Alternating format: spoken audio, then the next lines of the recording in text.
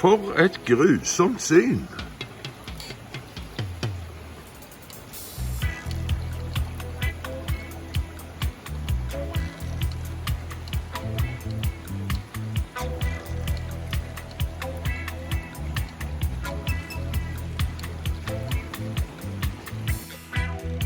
Walking down the street, kicking cans, looking at the billboard. Oh, so rad. Summing up the people, checking out the race, doing what I'm doing, feeling out of place, walking in the rain.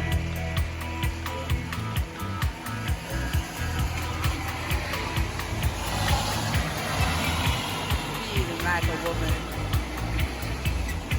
looking like a man, sounding like a no-no, making when I can, whistling in the darkness, shining in the light.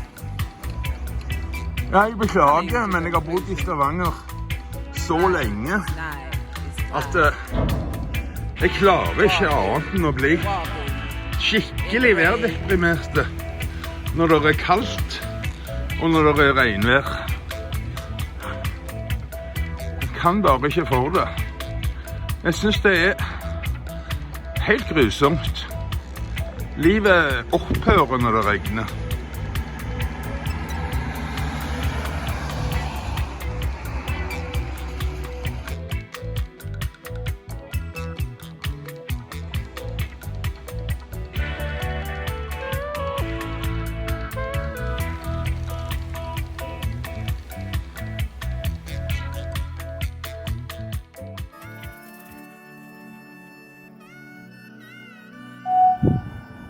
God morgen, her er været fra Værbloggen. I dag blir det lettskyet. Det kommer til å bli rundt 17-18 grader. Nattemperaturen ligger på rundt 9 grader. Og vinden den kommer til å kommer det mye mindre vind I dag enn hva det har vært. Mellom 1 og 2 meter I sekunden, så det jo akseptabelt. Ellers så kommer det til sol hele dagen nå, og da får vi se sola gå ned cirka 13 minutter på 6. Forstår ikke det, I går var 12 minutter på 6, så går motsatt vei her nede I samme gang. Ha en riktig god dag, hei!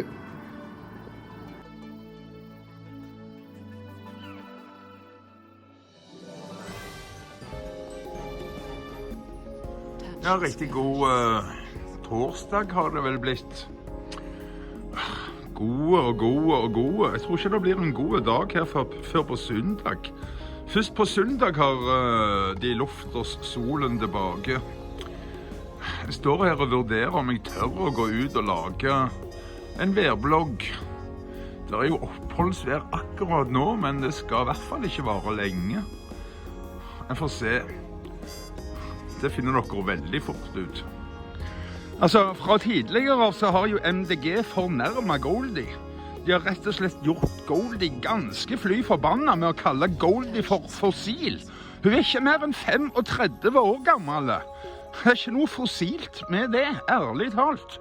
Men altså, nå har de jo kommet med det galneste forslaget du kan tenke deg. En flyskatt som rett og slett vil føre til at alle norske flyselskap går konkurs. Og jeg tror ikke det et selskap I verden som vil våge å fly til Norge. Hvis noe så gale som det der blir innført. Altså, jeg eier ikke flyskam. Og det bør ikke du heller ha. Men det at et så jævla uansvarlig politisk møkkaparti som MDG skal prøve å pålegge oss skam. Altså, skam det noe vi ikke skal ha. Det negative følelse det. Du skal ikke gi folk skam, ærlig talt. Faen ta MDG. Jeg hater dere hele gjengen, altså. Torfinn Ingeborgrød. Jeg trodde du var et fornuftig menneske, men du har skuffet meg. Du har blitt MDG-er. Nei, la meg heller snakke litt om været. Jeg synes det der MDG holder på med, det er jævelskap. Det er fandenskap fullt ut. De har til hensikt å gjøre det helt umulig for meg å besøke Norge. Altså, jeg er ikke rik, jeg er fattig. Ærlig talt. Faen ta dere MDG! Altså, MDG er jo et ytterliggående venstreparti. De er akkurat sånn som SV, med unntak av intelligensen. Altså, hvis du tar vekk 100% av intelligensen til de som er SV-ere, så har du MDG-velgere. Idioter!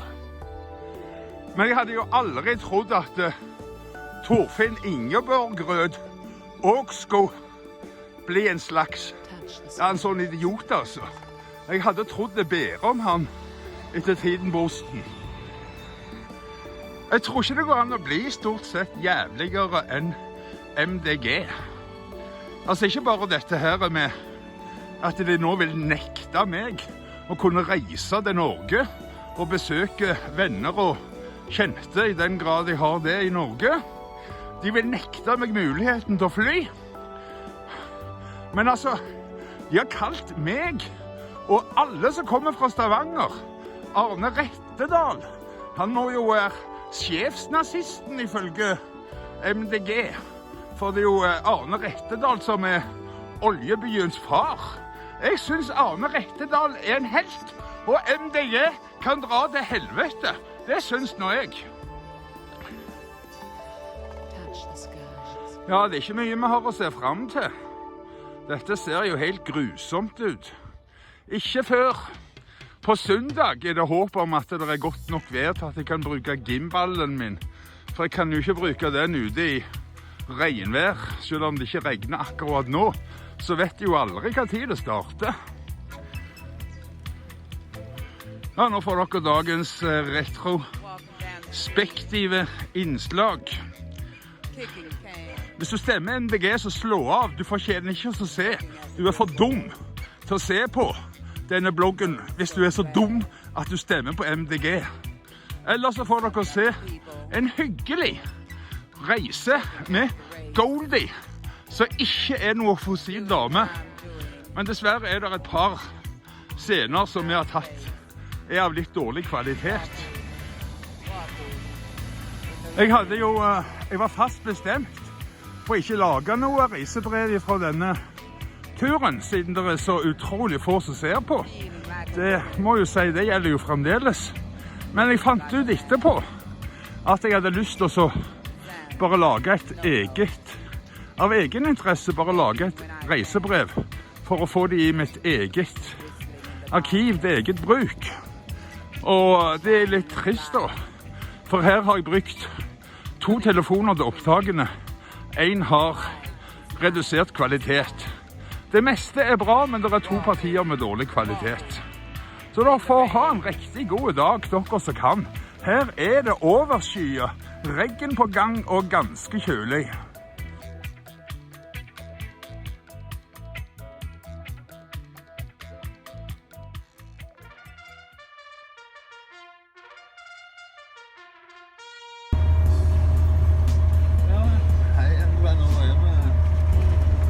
Vi kjører den Sørlandsveien, og vi har akkurat kjørt forbi eller gjennom Værbloggen. Og vi er så vant til å kjøre der at vi reagerer ikke på dårlig skilting. Men det er faktisk ingen skilter som forteller hvordan du skal kjøre gjennom Værbloggen. Fant vi ut. Så nå er det via Franka i det fjerne. Holder på å filme alt med kamera der da. Sånn, i teorien så kunne vi jo sendt alt direkte da.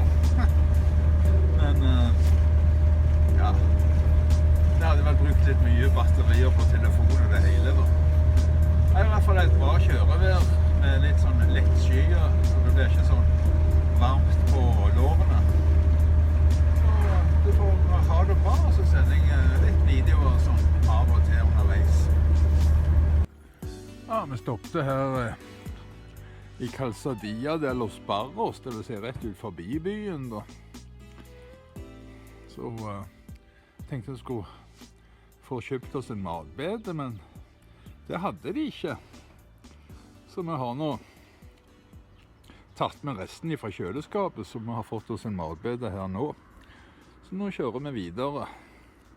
Men ikke du husker jo Calzadilla de los Barros. Solveig var jo med her en gang. Gikk oppover. Ikke så veldig. De hadde en fin plass. Det er vel det som er mest jeg husker fra den byen.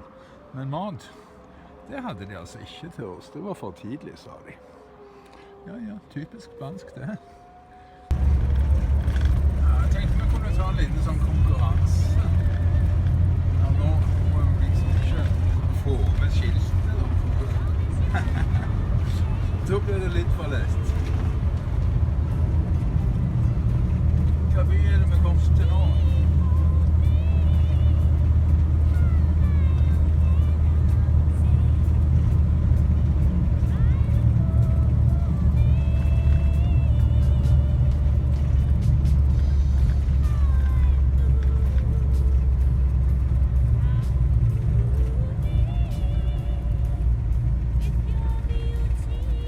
For å filme mer, og så blir det litt lett, for da kommer jo noen ting borti her som er litt lettere å kjenne igjen. Og foreløpig så kunne jeg ha blitt lurt til å tro at det var en by det ikke er.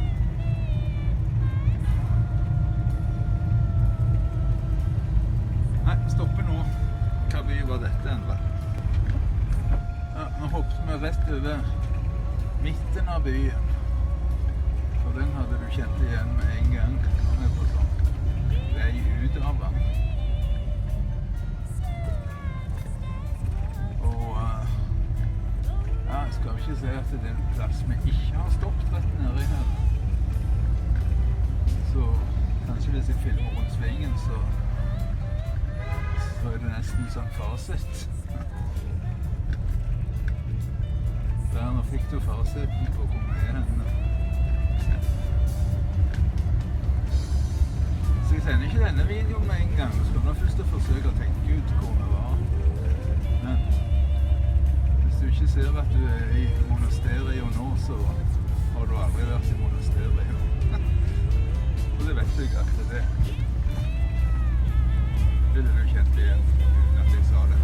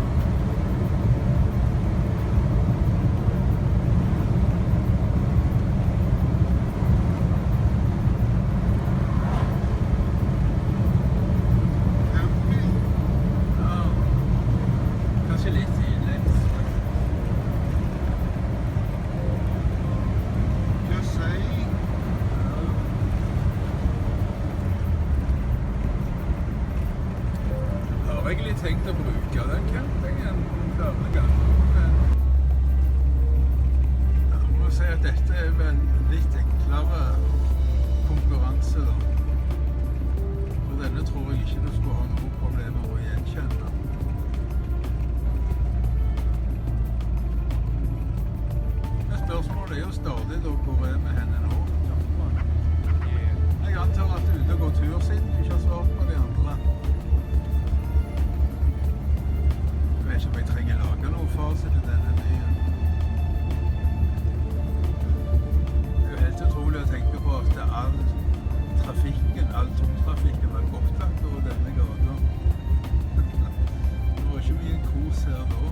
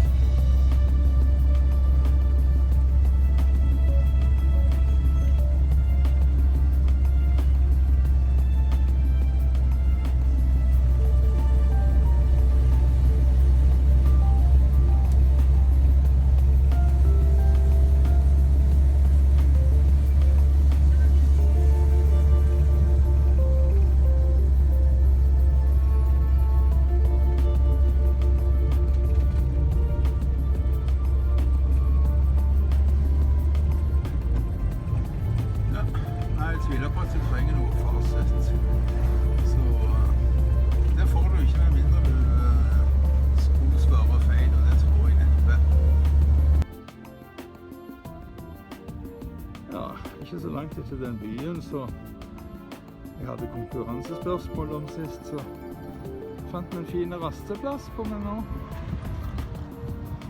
Skal vi sette med raste litt? Men vi kjører vel ganske snart videre, tenker jeg. Ja, nå har vi kommet ut på motorvei. Vi kjørte inn på motorveien første ganske få kilometer før Sevilla, bare for å komme inn i det skikkelige veisystemet og ikke bli stående i lokal trafikk. Så det var jo litt kø akkurat med trafikklysene, men det var ikke noe stort problem. Vi kom oss relativt raskt gjennom Sevilla. Det var kjekt å kjøre på serviceveien hele veien. Lenge siden jeg har kjørt den veien, det er jo mye finere. Men her er det ikke sånn, så her er vi nødt for å kjøre på motorveien. Du er tydeligvis fremdeles ute og går tur. Det betyr vel at dere ikke har vindselast likevel da. Sjekk det. Det står i hvert fall at det var heavy regn på det siste væroversikten jeg så i Stavanger. Det har vel gjerne gitt seg da. Ja, hei Endre. Ja, du får godkjent på den byen, selv om du ikke husker navnet for beskrivelsen kjenner. Den stemmer jo 100% da. Så alt det du sa om den byen stemmer. Navnet er Ronquillo. Det er jo litt spesielt, så det er ikke sånn. Det er ikke mange byer som heter Ronquillo. Det er bare den, kanskje. Men nå er vi akkurat så vidt kommet forbi Japanerstasjonen. Jeg vet ikke om det er noe å høre bortsett fra vinden her. Fra vinduet står åpent og blåser meg så de får slag i øyre akkurat nå, så det var litt sånn kule vind. Men jeg sender den likevel, så får du høre om du hører noe.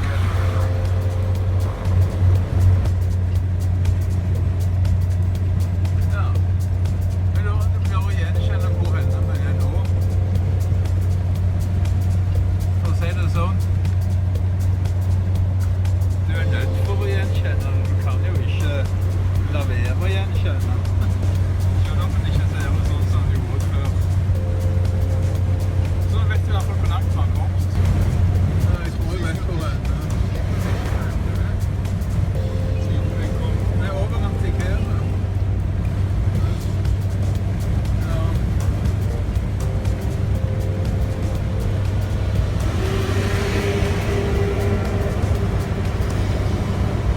Jeg tror alle veiene jeg knytter sammen, og så kommer du der jeg tenker på, så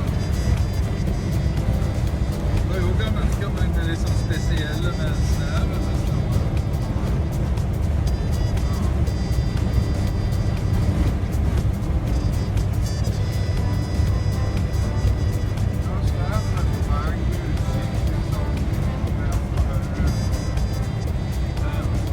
Jeg glemte å si at jeg filmet for deg nå enda for at du skulle se. Jeg begynte å snakke om det. Men jeg tenkte at det var så fin utsikt herifra. Og så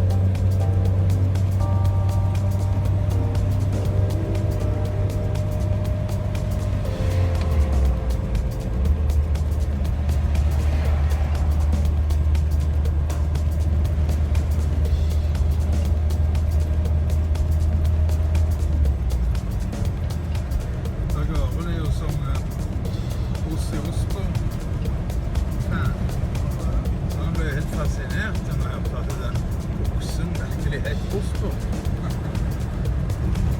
Det synes jeg var tøffe greier.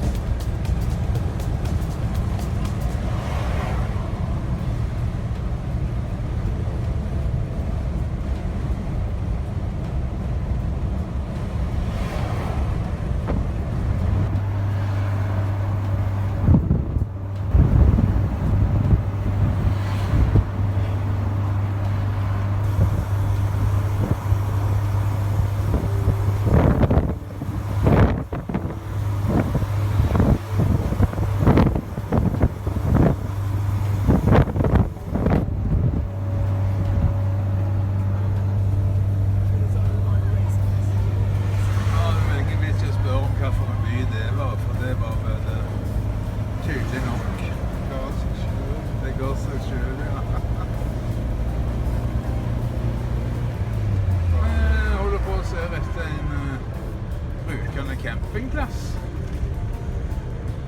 Krav vel at den har bar, først og fremst. Så det skal være en her. Om ikke så lenge nå. Så vi får se hva vi finner.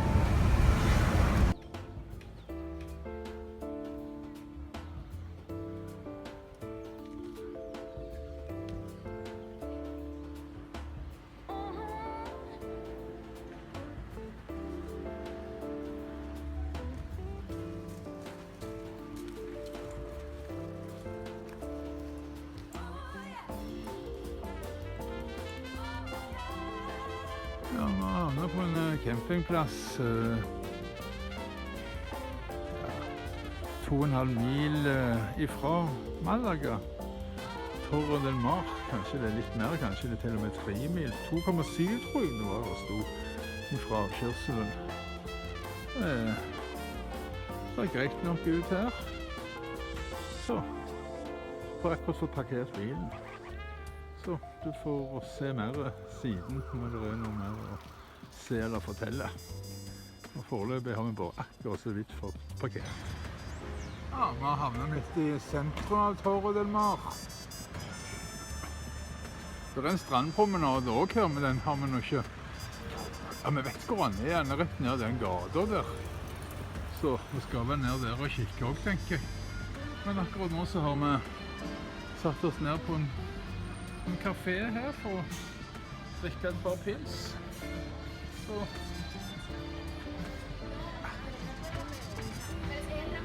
Det er i hvert fall den første baren jeg fant, for å si det sånn. Baren på campingplassen, den åpner ikke før... Ja, den åpner vel cirka om en liten stund nå, tenker jeg, men den var ikke åpen. Så vi har rett og slett bare slått oss til her så lenge. Jo da, vi har sagt det bestilt. Jeg bestilte merluza. Og jeg husker ikke helt hva Sigurd bestilte, husker du det? Blekksprut, ja. Det blir merluza og blekksprut, men som du ser så går det foreløpig bare i oliven. Men det kommer nok snart. Så her er den damen som skal skaffe oss det. Hun forsvant veldig fort. Jeg vet ikke om hun er flau. Men det blir snart mat på oss.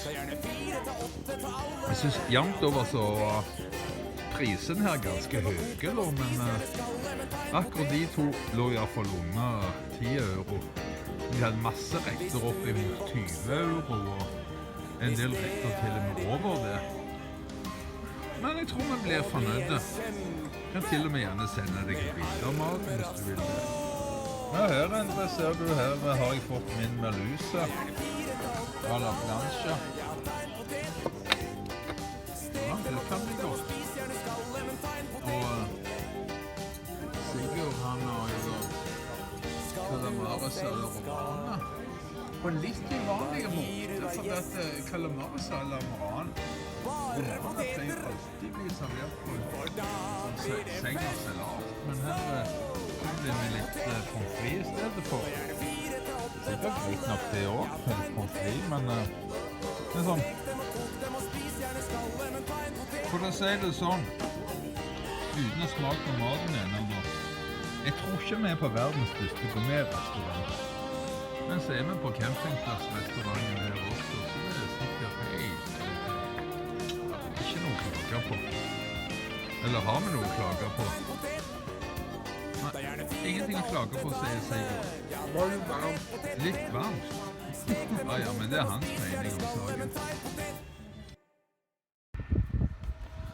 Nå, Endre, nå har vi klart å kjøre oss vill. Vi havnet i fjellene sånn halvveis til Antikere. Vi skulle kjøre langs kysten, trodde vi, men det ble det ingenting av. Så nå er vi oppe i fjellene. Det kan være at vi faktisk ikke når frem før. Du får bare sette deg ned på Gambrinus eller noe sånt, hvis du kommer frem til Malaga før oss.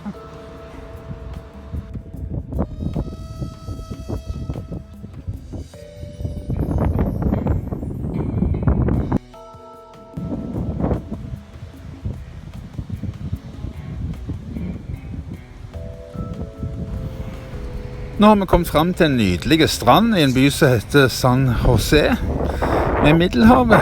Ikke verdens mest kjente og mest besøkte turistby.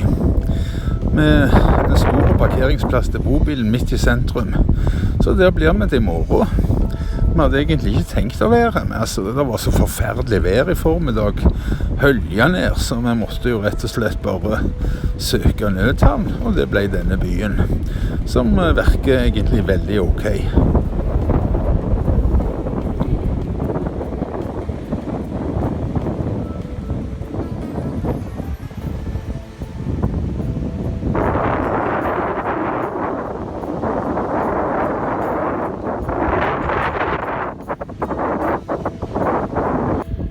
Det er jo så få som ser disse videoene mine at jeg hadde egentlig ikke tenkt å lage noen reisevideo, men jeg har ombestemt meg. Jeg kommer til å lage en allikevel. De opptakene dere har sett til nå, de var jo ikke ment å presenteres på YouTube. De var jo egentlig bare ment til sånn internt bruk de. Det skjønte dere sikkert. Håper det var noen som fikk litt ut av det.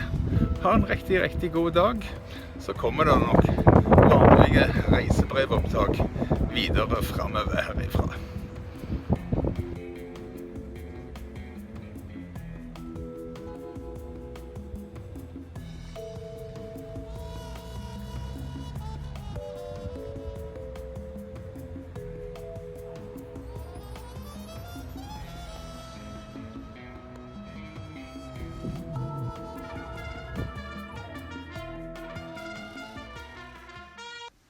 I found this very scaring video on YouTube. Please go to Daryl Evans and subscribe to his channel. He has good information about YouTube. The FTC is now considering fining YouTubers for child attractive content. Now, this is in addition to the child directed content that falls under the COPPA, or the Child's Online Privacy Protection Act. Now, here's the kicker. The FTC will fine up to $42,530 per video offense. Now, if you think that this is only a kids content issue, or it's only a US-based issue, I really need you to watch this video because it's going to impact a lot of creators, especially when the FTC starts coming after creators. And if the FTC is bringing independent piecemeal actions against content creators for violating COPPA, that may discourage content creators from posting content on YouTube. So the analogy that I think of, imperfect, is the expression about shooting fish in a barrel. And YouTube is the barrel, and the content creators are the fish. And so it's a place where this content is centralized, and essentially it's easy for us to find. Hello, my people of the internet. Now, if you are new to me and this YouTube channel, we talk about everything YouTube. We talk about the good, the bad, and sometimes the ugly. So if you want to keep up to date on all things YouTube, hit that subscribe button and the bell notification so you don't miss out. So today's video is really important to me because I am a father of 5. I love my kids, and I think that children should be protected. And I also believe that the parents' right to raise their children should be also protected. There is a lot of press out there and videos being made talking about the Child Online Privacy Protection Act and also YouTube's settlement with the FTC. Now, here's where it gets really interesting. Now, there is a hard deadline coming up. January 1st, that everything needs to be ready to go so that the FTC can start regulating the type of content that's actually produced on YouTube. Now, this actually creates a lot of issues for all content creators, and it also creates a lot of issues for YouTube. That this action is changing YouTube's business model, that YouTube cannot bury its head in the sand. YouTube cannot pretend that it's not aware of the content on its platform and hope to escape liability for COPPA. YouTube is going to be explicitly held liable for complying with COPPA where it has actual knowledge of the content. YouTube is going to be required to seek out that actual knowledge through requiring content creators and channel owners to specifically designate whether they are directed to children. And as the chairman noted, not only can we sue Google and YouTube for compliance with COPPA, but also individual channel owners and content creators. And once this order has been fully implemented, we intend to conduct a sweep. YouTube just released a video for all content creators on the platform, and they are giving us details of how they're actually changing the platform and what it means for us as creators. YouTube is wanting all content creators to comply with COPPA, and ultimately they gave us a little notification of how to actually do that. Now, we actually need to self-designate our channel or individual videos. And also, future uploads will actually have a new screen where we have to be able to say, hey, is this intended for kids or not? So what are the factors that the FTC will be looking at to see if our content is actually made for kids? This is where it gets pretty interesting. Now, YouTube in that same video said the subject matter of the video, if children are the intended audience, if it includes child actors or models, if it includes characters, celebrities, or toys that appeal to children, if it uses language that is meant for children to understand, if it includes activities that appeal to children, and if songs, stories, or poems appeal to the child. Wow. Now that seems extremely vague. And it actually even gets worse. Look at the response what YouTube made. So we're unable to confirm whether or not your content is made for kids. That decision is up to you, taking into consideration these factors. Note that regardless of where you're based, COPPA generally applies. Be sure to consult a lawyer if you have questions. So here is my main concern, especially with these factors that we need to consider that the FTC would be looking for, is the word appeal to children or appeal to a child. Take a look here. Characters or celebrities that appeal to children. Activities that appeal to children. And then again, more things that appeal to a child. Now, that is really interesting. And for me, I get a little nervous, especially with the word appeals to children, because you don't know where that is. And so if you are even concerned remotely at all, I would do two things. Number one, I would self-designate and don't rely on YouTube because it's not YouTube's job. Basically, YouTube is having you flag new content that's going up, and they've created a tool now to help us as content creators realize what type of content that's actually out there that might be considered content for kids, that it might appeal for kids.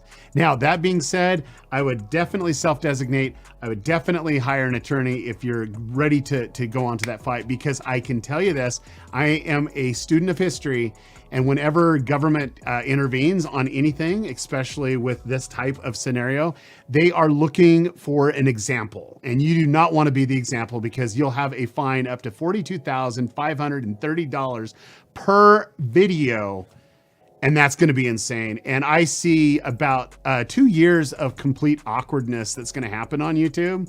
I told you it was coming. I said, look, this is just the beginning. The next wave's coming. And now YouTube is needing to change. Now, here's where it gets really interesting. YouTube's now needing to change the way that it performs with content that is actually designated for kids or that is appealing for kids. And what's going to happen is there's going to be changes on the platform that's going to affect how people interact with your videos. So here are some of the changes. YouTube will stop serving personalized ads. No comments, info cards, or end screens will be on those videos. No stories, community tabs, or the notification bell. Also, viewers won't be able to actually save to watch later or add videos to a playlist. YouTube also announced that it's changing its terms of service and it will be active come December 10th. And this is basically making the changes to the terms of service for the third time this year. It's a lot of changes to the terms of service, but ultimately they need to modify it a little bit for the FTC's guidelines to be in line with COPPA. Now, here's the thing, guys. This is what you really need to understand. One of the languages that's there basically says that if channels aren't commercially viable for YouTube, YouTube can actually terminate that. Now, I would like to go in depth on this. It'll be in another video. I promise you it'll be my next video.